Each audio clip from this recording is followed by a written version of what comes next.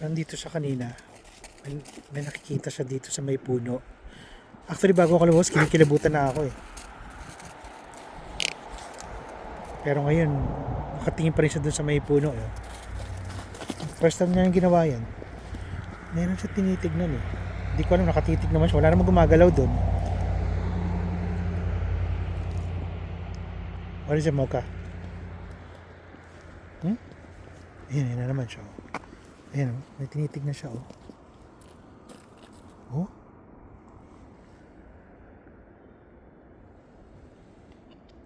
Actually, ngayon lang kanina, bago ito mangyari.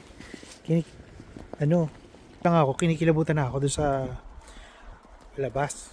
Hindi ko alam kung ano mangyayari, pero talagang,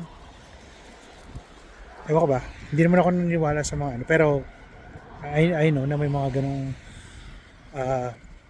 nangyayari na nakikita ng mga nararamdaman ng mga aso kung mayroon. May sisilipuli siya. Where, Mocha? Where is it? Where? What? Hinahanap niya oh. O yan.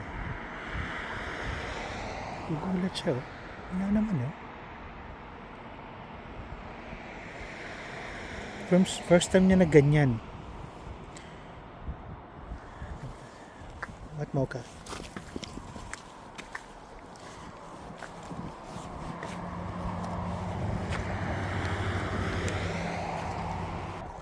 Ayun na, may nararamdaman talaga akong iba ngayon eh. Pero sana hindi naman. Mali naman yun. Diba? Pag nasa Canada tayo, iba yung feeling pag nasa Pilipinas ka. Pag may gumanyan, kikilabuta ka talaga dahil kala mo talagang multo or something, di ba? Pero dito, parang wala naman. Pumunta pa nga kami dun sa may ghost tour eh. Wala. Boring na boring ako. Pero ngayon ako kinabahan ng ganun. Weird, no? Tingnan natin siya kung makakadetect pa siya. Pag lumag pa siya sa doon, wala na siya. Hindi niya pinapansin. Lakad lang siya ng lakad.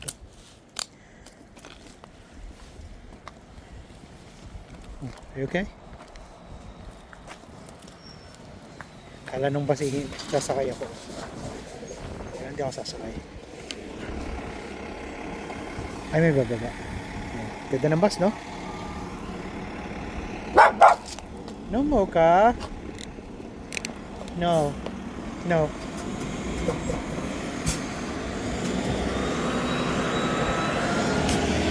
Masyado siyang protective sa akin. Saka yung connection ni Mocha sa akin ngayon, mas tumindi. Grabe. Pero sobrang sweet to sa akin. As in, gusto lang niya nakatabi sa akin, yung mata niya nakatingin sa akin. Grabe yung loyalty ng aso, no? Ayan, tingnan natin kung nakakita na naman siya. Ayan, wala siya nakikita. Anyway, yun lang guys, gusto ko lang kwento ko lang yung ngayong gabi.